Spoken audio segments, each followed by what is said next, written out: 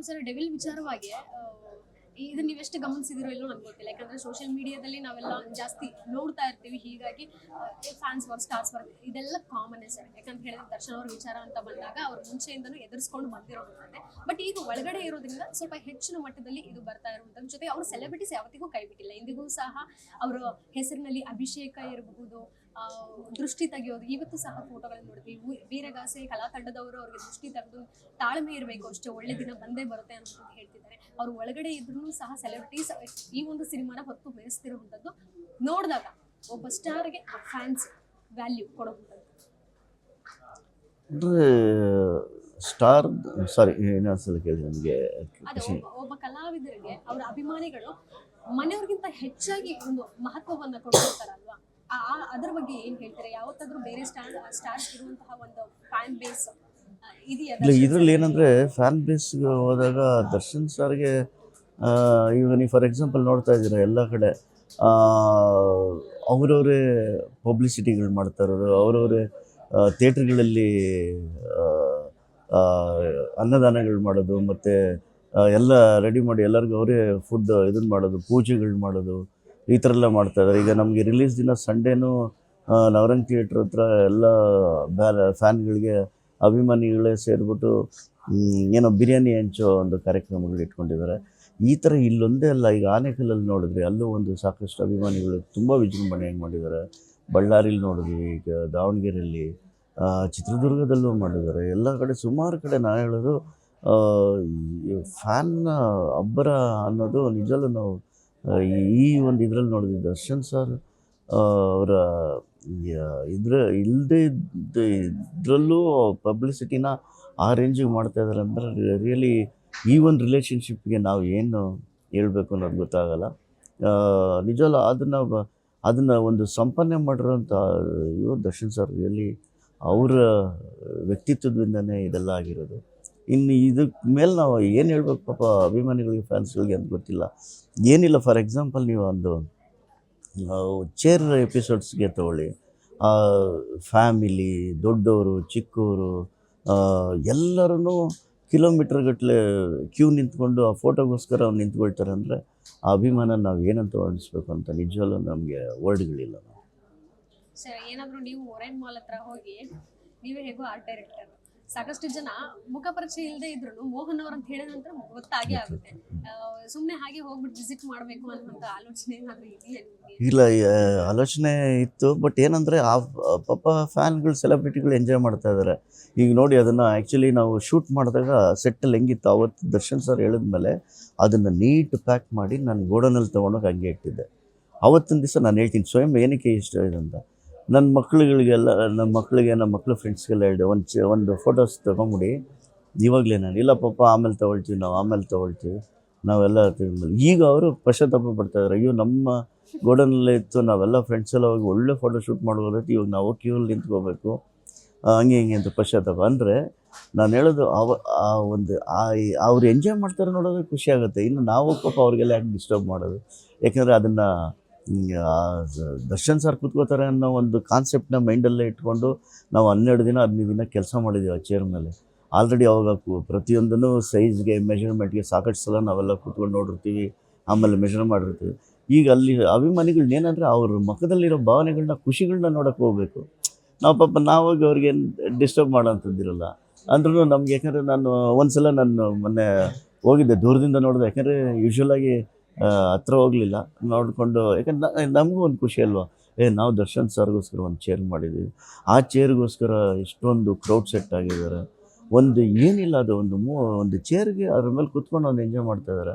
ಅದು ನೋಡಿ ತುಂಬಾ ಖುಷಿ ಆಯಿತು. ಇದ್ರ ಜೊತೆಗೆ ಅಶ್ವಿನಿ ಮ್ಯಾಮ್ ಕೂಡ ಕ್ರೌಡ್ ಸೆಟ್ನ ಸಂಡೇ ಆಗಿರೋದನ್ನ ವಿಡಿಯೋ ಬಂದಿದ ತಕ್ಷಣ ನನಗೆ ಕಳಿಸಿದ್ರು, ನೋಡಿ ಮೋಹನ್ ಸರ್ ಹೆಂಗೆ ಎಂಜಾಯ್ ಮಾಡ್ತಾಯಿದ್ದಾರೆ ಅಂತ. ಇದನ್ನೆಲ್ಲ ನೋಡ್ರೆ ನಿಜವೂ ನಾವು ವರ್ಕ್ ಮಾಡೋದು ತುಂಬಾ ಖುಷಿ ಆಗುತ್ತೆ. ಆಗಲಿ, ಆದಮೇಲೆ ನೋಡೋಣ ಇನ್ನೊಂದು ದಿನ ಯಾವ ಥರ ಆದರೆ ನಾನು ಖಂಡಿತ ಒಂದು ಸಲವಾಗಿ ಅಭಿಮಾನಿಗಳ ಜೊತೆ ನಾನು ಒಂದು ಎಂಜಾಯ್ ಮಾಡ್ದಂಗೆ ಆಗುತ್ತೆ.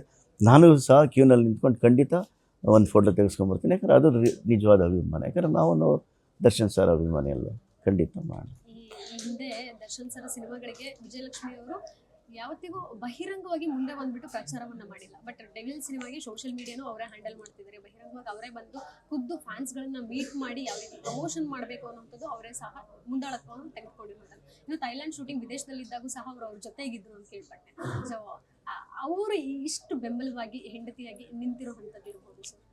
ಇಲ್ಲ ಮೇಡಮ್, ಅವರು ವಿಜಯಲಕ್ಷ್ಮಿ ಮ್ಯಾಮ್ ಬಗ್ಗೆ ಹೇಳಬೇಕು ಅಂದರೆ ಅವ್ರು ಈಗಿಂದಲ್ಲ, ಮುಂಚೆಯಿಂದನೂ ದರ್ಶನ್ ಸರ್ಗೆ ಅಷ್ಟೇ ಒಡನಾಟ, ಅಷ್ಟೇ ಕ್ಲೋಸ್ ಇವರು. ಎಲ್ಲನೂ ಅವರೇ ಅವ್ರನ್ನ ಜೊತೆಲಿದ್ದು ಒಡನಾಟ ಇದ್ದು ನೋಡ್ಕೊಳ್ತಾ ಇದ್ದಿದ್ದು. ಆವಾಗ ಹೇಗಿದ್ದಾರೆ ಈಗಲೂ ಇದ್ದಾರೆ. ಅಂದರೆ ಅದನ್ನು ಏನಂದರೆ ಈಗ ಯಾಕಂದರೆ ಅವರು ಪಾಪ ಏನು ಅಂದ್ಕೊಂಡಿದ್ರು ಅವತ್ತೇ ಪ್ರಾಮಿಸ್ ಮಾಡಿದ್ರು, ನಾನು ಪ್ರಮೋಷನ್ಸ್ ಬರ್ತೀನಿ, ನಾನು ಇದು ಮಾಡ್ತೀನಿ ಅಂತ. ಅವ್ರು ಇರೋದ್ರಿಂದ ನಿಜವಲ್ಲೂ ಹೇಳ್ತೀನಿ, ಫ್ಯಾನ್ಗಳು ಇನ್ನೂ ತುಂಬ ಸಪೋರ್ಟಿವ್ ಆಗಿದ್ದಾರೆ. ಅವರು ಒಂಥರ ಈ ಸಿನಿಮಾಗೆಲ್ಲ ಎಂಟೈರ್ ಇದಕ್ಕೆ ಒಂದು ಬೆನ್ನೆಲುಬಿದ್ದಂಗೆ. ಅವರು ಖಂಡಿತ ಅವರು ಮಾಡ್ತಾರೆ. ನಮಗೆಲ್ಲ ಸಖತ್ ಖುಷಿ ಇದೆ. ಯಾರೇ ಆಗಲಿ ಒಂದು ಆ ಜವಾಬ್ದಾರಿಸ್ತ ಇದನ್ನು ಹೊತ್ಕೊಂಡು ಮಾಡ್ತಾ ಇದ್ದಾರೆ ಅಂದರೆ ನಿಜವಲ್ಲೂ ಹೆಮ್ಮೆ ಆಗ್ತಾಯಿದೆ ಮೇಡಮ್. ಸರ್, ಇಂಡಸ್ಟ್ರಿನಲ್ಲಿ 30 ವರ್ಷ ಅಂತ ಹೇಳಿದ್ರೆ ಕೇವಲ ಅಂದ್ರೆ ಕಲಾ ನಿರ್ದೇಶಕರಾಗಿ ಮಾತ್ರವಲ್ಲದೆ ಒಂದು ಒಡನಾಟ ನಿಮ್ಗಿದ್ದೇ ಇರುತ್ತೆ. ಹೇಗೆ ಆಳ ಆಗಲ್ಲ ಅನ್ನೋಂಥದ್ದು ನಿಮಗೆ ಗೊತ್ತಿರುತ್ತೆ. ಸದ್ಯಕ್ಕೆ ಆಗ್ತಿರುವಂಥ ಒಂದು ಬೆಳವಣಿಗೆ ಏನಂದರೆ ಸೋಷಿಯಲ್ ಮೀಡಿಯಾದಲ್ಲಿ ಕಂಪ್ಯಾರಿಸನ್ ಅನ್ನುವಂಥದ್ದು ಮಾಮೂಲಿ ಸರ್. ಯಾಕಂದರೆ 3 ಸ್ಟಾರ್ಸ್ ಸಿನಿಮಾಗಳು ಅಟ್ ಎ ಟೈಮ್ ರಿಲೀಸ್ ಆಗ್ತಿರುವಂಥದ್ದು. ಮೊದಲೇದಾಗಿ ದರ್ಶನ್ ಸರ್ ಸಿನಿಮಾ ರಿಲೀಸ್ ಆದಮೇಲೆ 25ನೇ ತಾರೀಕು ಇನ್ನು 2 ಸಿನಿಮಾಗಳು ರಿಲೀಸ್ ಆಗ್ತಿರುವಂಥದ್ದು, ಮಾರ್ಕ್ ಹಾಗೂ 45 ಸಿನಿಮಾ. ಸೊ ಸೂಪರ್ ಸ್ಟಾರ್ ಸಿನಿಮಾಗಳು ಬ್ಯಾಕ್ ಟು ಬ್ಯಾಕ್ ರಿಲೀಸ್ ಆಗ್ತಿರುವಂಥದ್ದು ಖುಷಿ ವಿಚಾರನೆ, ಕನ್ನಡ ಇಂಡಸ್ಟ್ರಿ ಹಬ್ಬನೇ. ಆದರೆ ಕಂಪ್ಯಾರಿಸನ್ ಮಾಡುವಂಥದ್ದು ಎಷ್ಟು ಸರಿ ಅನ್ಸುತ್ತೆ? ಯಾಕಂದರೆ ಟ್ರೈಲರ್ ಇಷ್ಟು ವ್ಯೂಸ್ ಆಯಿತು, ಡೆವಿಲ್ ಕಂಪೇರ್ ಮಾಡಿದ್ರೆ ಈ ರೀತಿ ಬೇಕಾ? ಇಲ್ಲ, ಏನು ಗೊತ್ತಾ ಮೇಡಮ್, ಇದು ಈ ವಿಷಯವಾಗಿ ಹೇಳ್ಬೇಕಂದ್ರೆ ನಾವು ಎಲ್ಲ ಹೀರೋಗಳ ಜೊತೆ, ಎಲ್ಲ ಇವ್ರ ಜೊತೆ ನಾವೆಲ್ಲ ಮಾಡಿದ್ವಿ. ಎಲ್ಲನೂ ಕನ್ನಡ ಸಿನಿಮಾ ಅಲ್ವಾ ಮೇಡಮ್? ಕನ್ನಡ ಸಿನಿಮಾ ಎಲ್ಲನೂ ಒಳ್ಳೆಯದಾಗಲಿ ನಾನು ಹೇಳೋದು. ಎಲ್ಲರೂ ಈವನ್ ದರ್ಶನ್ ಸರ್ ಹೇಳ್ತಾ ಇರೋದು ಅಷ್ಟೇ, ನನ್ನ ಸಿನಿಮಾನೇ ಎಲ್ಲ ಕನ್ನಡ ಸಿನಿಮಾಗಳು ಬೆಳಿಬೇಕು, ಚೆನ್ನಾಗಾಗಬೇಕು ಅಂತ ಎಲ್ಲರೂ ಬಯಸೋದು ಅದನ್ನೇ. ಯಾಕಂದರೆ ಎಲ್ಲ ಸಿನಿಮಾಗಳಿಗೂ ಒಳ್ಳೆಯದಾಗಲಿ, ಎಲ್ಲರೂ ಅಷ್ಟೇ ಒಂದು ಇದಾಗಲಿ. ಈಗ ಫಾರ್ ಎಕ್ಸಾಂಪಲ್ ನೀವು ನೋಡೋ ಮುಂಚೆ ಒಂದು ಟೈಮ್ನಲ್ಲಿ ಕನ್ನಡ ಸಿನಿಮಾ ಅಂದರೆ ಒಂದು ತಾತ್ಸಾರ ಇತ್ತು.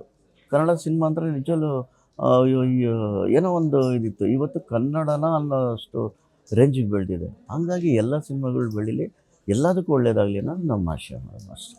ಕೊನೆಯದಾಗಿ ನಿಮ್ಮ ಅಂದರೆ ದರ್ಶನ್ ಸರ್ ಜೊತೆಗೆ ಇದ್ದು ಅವರ ಫ್ಯಾನ್ಸ್ ಎಲ್ಲ ನಿಮಗೂ ಕೂಡ ಒಲವನ್ನು ತೋರಿಸ್ತಾ ಇರ್ತಾರೆ, ಆಸಕ್ತಿ ನಿಮ್ಮ ಮೇಲೆ ಹೆಚ್ಚಾಗಿರುತ್ತೆ. ಮೋಹನ್ ಅವರು ಅವ್ರ ಬ್ಯಾಕ್ಗ್ರೌಂಡ್ ತಿಳ್ಕೊಳಕ್ಕೆ ಹೆಚ್ಚಿನದಾಗಿ ಆಸೆಯನ್ನು ವ್ಯಕ್ತಪಡಿಸಿರ್ತಾರೆ. ಅದರಲ್ಲಿ ಡೆವಿಲ್ ಸಿನಿಮಾ ಮೂಲಕ ಏನು ಹೇಳ್ತೀರಾ ಅವರ ಅಭಿಮಾನಿಗಳಿಗೆ? ಇಲ್ಲ, ಎಲ್ಲ ನಮ್ಮ ದರ್ಶನ್ ಸರ್ ಸೆಲೆಬ್ರಿಟಿಗಳಿಗೆ, ದರ್ಶನ್ ಸರ್ ಅಭಿಮಾನಿಗಳಿಗೆ ನಾನು ಹೇಳೋದು ಒಂದೇ ಇದಂದರೆ, ನಿಜವಲ್ಲೂ ನೀವು ದೈವಾಂಶ ಸಂಭೂತರು. ಯಾಕಂದರೆ ನಿಮ್ಮಗಳಿಂದ ಒಂದು ನಮ್ಗಳಿಗೂ ಒಂದು ಟೆಕ್ನಿಷಿಯನ್ ಅನ್ನೋ ವ್ಯಾಲ್ಯೂ ಬಂದಿದೆ. ನಾನು ನೋಡ್ತಿದ್ದೀನಿ, ಒಂದು ಚೇರು ಇಶ್ಯೂಸ್ ಬಂದಾಗ ಆ ಚೇರ್ದನ್ನು ಬಾಸೇ ಹೇಳಿದ್ದು ಥಿಯೇಟರ್ ಹತ್ರ ಇಡೋದಕ್ಕೆ ಅನ್ನೋದನ್ನು ಅದನ್ನು ಎಡಿಟ್ ಮಾಡಿ ಎಷ್ಟು ಚೆನ್ನಾಗಿ ಮಾಡಿ ಅದನ್ನು ಪಬ್ಲಿಸಿಟಿ ಮಾಡಿದ್ದಾರೆ ಅಂದರೆ ರಿಯಲಿ ನಾನು ಹೇಳ್ತೀನಿ, ನಿಮ್ಮಂಥ ಅಭಿಮಾನಿಗಳು ಪಡೆದಿರೋಂಥ ನಮ್ಮ ದರ್ಶನ್ ಸರ್ ನಿಜವಲ್ಲೂ ಯಾವಾಗಲೂ ಚಿರಋಣಿಯಾಗಿರ್ತೀನಿ. ಆಮೇಲೆ ಏನಂದರೆ ನೀವು ಮಾಡ್ತಾರೋ ಪಬ್ಲಿಸಿಟಿ, ನೀವು ಮಾಡ್ತಾರೋ ನೀವು ಇದನ್ನೆಲ್ಲ ನಮಗೆ ನೋಡಿದಾಗ ತುಂಬಾ ಹೆಮ್ಮೆ ಆಗ್ತದೆ, ತುಂಬಾ ಖುಷಿ ಆಗ್ತದೆ. ನಿಮ್ಮ ಸಪೋರ್ಟ್ ಸದಾ ಹಿಂಗೆ ಇರಲಿ. ನೀವು ಎಷ್ಟು ಡಿ ಬಾಸ್ನ ಇಷ್ಟಪಡ್ತೀರ, ನಾವು ಅಷ್ಟೇ ಡಿ ಬಾಸ್ನ ಇಷ್ಟಪಡ್ತೀವಿ. ಯಾಕಂದ್ರೆ ಅವ್ರ ಜೊತೆ ನಾವು ನಿಮಗಿನ್ನ ಜಾಸ್ತಿ ಅಟ್ಲೀಸ್ಟ್ ನೀವು ಅಭಿಮಾನಿಗಳಿದ್ರೆ ಅವ್ರ ಜೊತೆ ನಾವು ಒಂದು 4 ದುಡ್ದು ನಾವು ಹೇಳ್ತೀನಿ, ಒಂದು ಸಫಿಷಿಯೆಂಟಾಗಿ ಒಂದು ಜೀವನ ಮಾಡೋ ಥರ ಎಷ್ಟೋ ಜನಕ್ಕೆ ಟೆಕ್ನಿಷಿಯನ್ಗೆ ಕಲ್ಪಿಸ್ಕೊಟ್ಟಿದ್ದಾರೆ. ನಿಜವಲ್ಲೂ ಅವರೊಂದು ಇದು ಸಪೋರ್ಟ್ ಸಹ ನಿಮಗೆ ಇರುತ್ತೆ. ನೀವು ಯಾವತ್ತು ನಿಮ್ಮ ಸಪೋರ್ಟ್ ಎಲ್ಲಿವರೆಗೂ ಇರುತ್ತೆ ಅಲ್ಲಿವರೆಗೂ ನಾವು ಎಲ್ಲರೂ, ಇಡೀ ಸಿನಿಮಾ ಚಿತ್ರರಂಗನೂ ಚೆನ್ನಾಗಿರುತ್ತೆ. ದರ್ಶನ್ ಸರ್ ಜೊತೆ ಇರೋ ಎಲ್ಲ ಟೆಕ್ನಿಷಿಯನ್ಸ್ ಎಲ್ಲರಿಗೂ ಒಳ್ಳೆಯದಾಗುತ್ತೆ. ಇದೊಂದೆರಡು ಮಾತು ಹೇಳ್ತಾ ಖಂಡಿತ ನಾನು ಹೇಳ್ತೀನಿ, ನಿಮಗೆ ಯಾವಾಗಲೂ ಚಿರಋಣಿಯಾಗಿರ್ತೀನಿ ಅಂತೇಳಿ ಒಂದು ಮಾತು ಹೇಳೋಕ್ಕೆ ಇಷ್ಟಪಡ್ತೀನಿ.